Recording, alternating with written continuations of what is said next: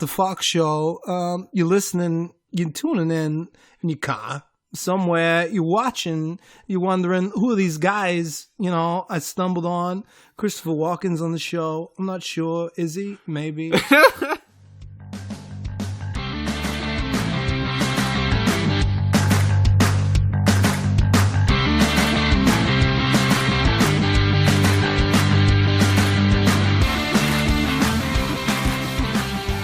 What the fuck are you doing? This is Connor Faulk with the What the Faulk Show. Witty, informational conversation can be found in your car, can be found when you're bored at work, playing a video game, you're talking to your girlfriend or boyfriend, and you're thinking, hey, I want to listen to some witty banter, some conversations can make me think about things I don't want to think about, boring things like bills, like taxes, like the state of the world. But what do we want to talk about today? We want to talk about Pokemon. Pokemon Go, Pokemon. What the fuck is a Pokemon? I have no idea either. What I do know about is pizza. Connor Faulk, the What the Faulk Show. Ferris Pizza, the best pizza for the best price. And the sponsor of the show. Now, Pokemon guys, you're listening to your car right now and you're thinking, what is this new thing? I see people walking around. I see people in their car. I see people on Facebook talking about this Pokemon. What are you poking? What is the Mon? What are you grabbing? What is it today? I have two experts, Miguel Felix, Ernesto Casillas, lifetime Pokemon fans, whether it be, we'll talk about their trading card experience, their experience playing the games, whether it was on Xbox, Super Nintendo, or now with Pokemon Go on their phone. So, gentlemen, let's start with Miguel. How did you get into Pokemon? Well, to be honest, it was the TV show back basically 20 years ago now. Okay. Pokemon came across from Japan and just kind of swept us all up. And So late 90s? yeah, I would say like late 90s, like early 2000s. Okay. We definitely, the trading card game was the first thing that kind of like broke way through, to us. But there was really the TV show that really got me. Like, that's one of my Saturday morning cartoons I used to watch. TV show got you hooked, and what about you, Ernesto?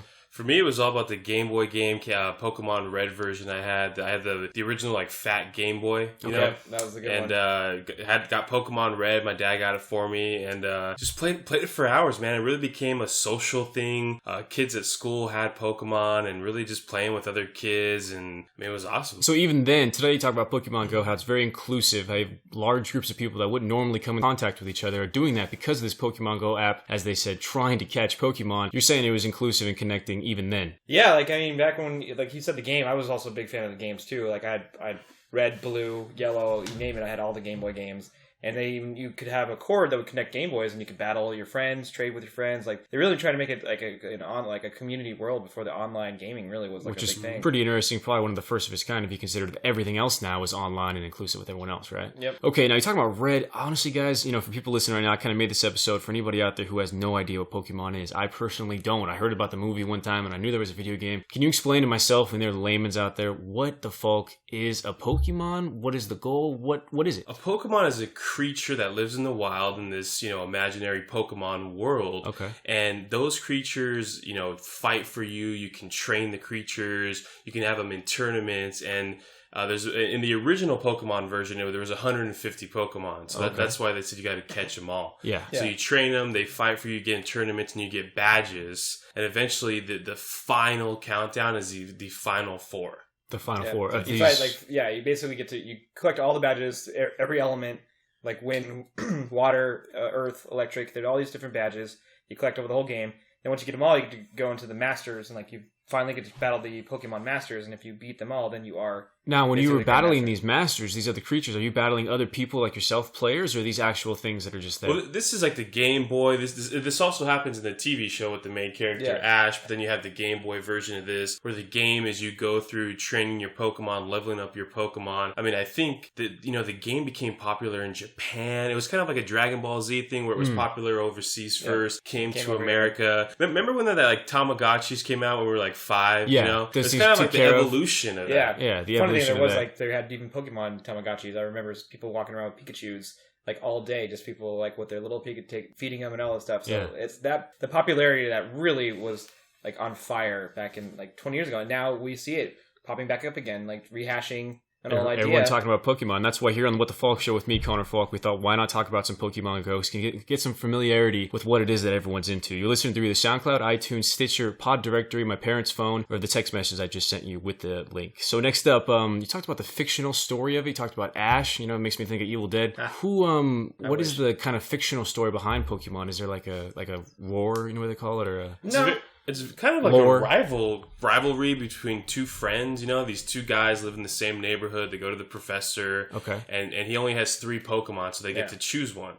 So that's where the red and blue come from, because technically it was different Pokemon you started with. So red would be Charmander, which is a fire type, so red fire, and then blue was Squirtle, which is a water type. So it's kind of like they were like kind of implying that those were the first ones you started with. In this world, are Pokemons widely available? Do people know about them, or are they some like secret mystical creature that no one really even knows exist?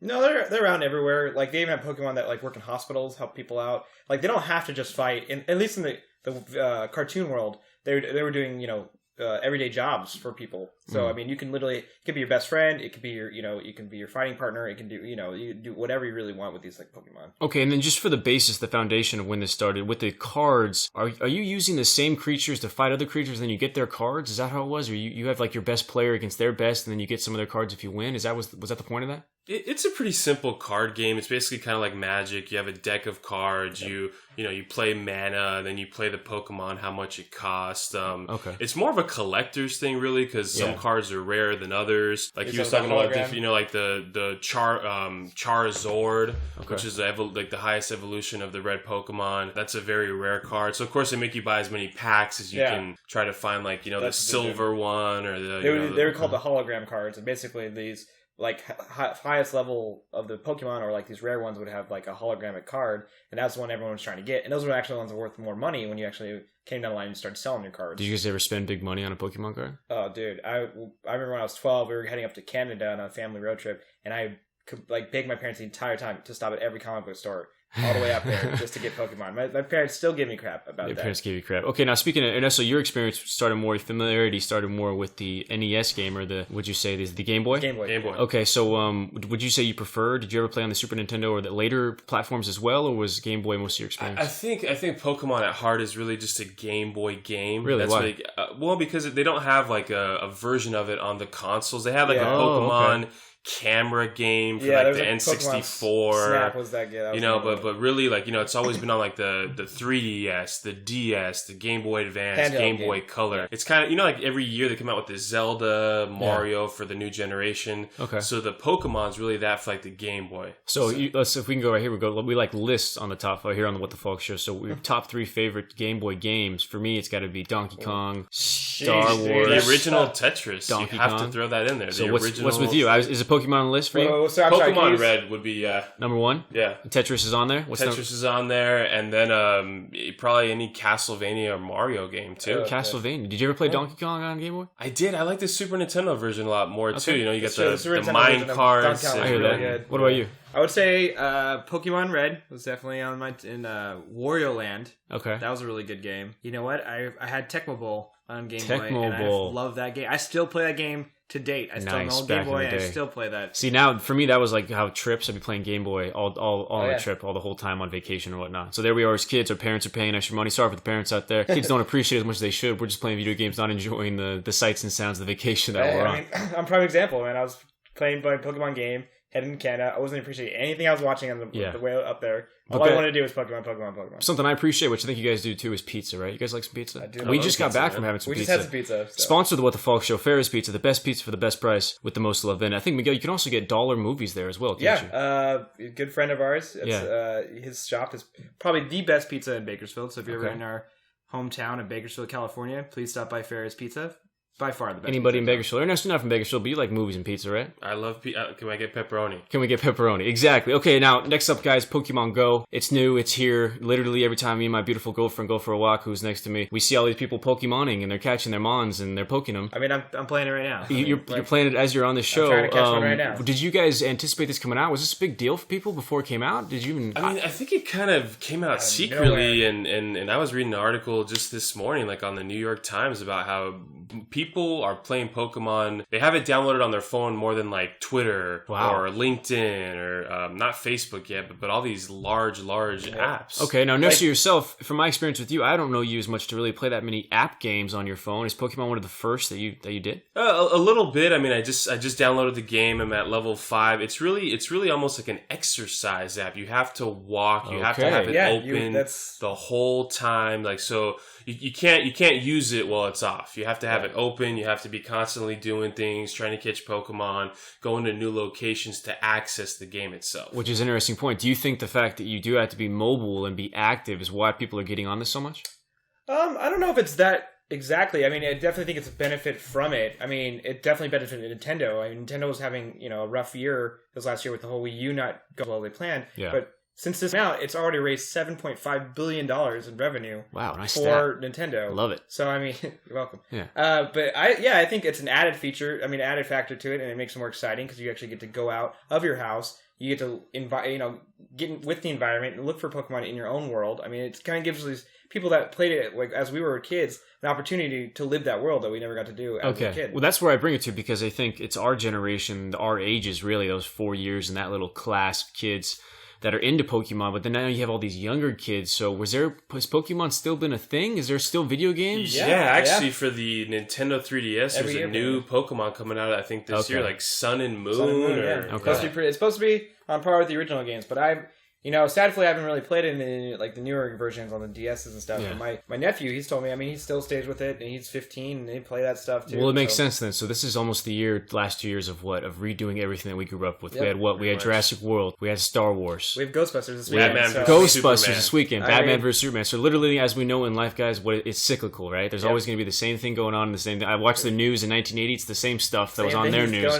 as it is right now. So I appreciate you guys listening to the Pokemon little intro, little discussion we had about it here. I guess I would finish off with you guys letting me know. We'll do just a second of fantasy football talk because we have 2 players in the league here. But champion of the league. What's one word you would give Ernesto for this whole Pokemon Go trend and craze?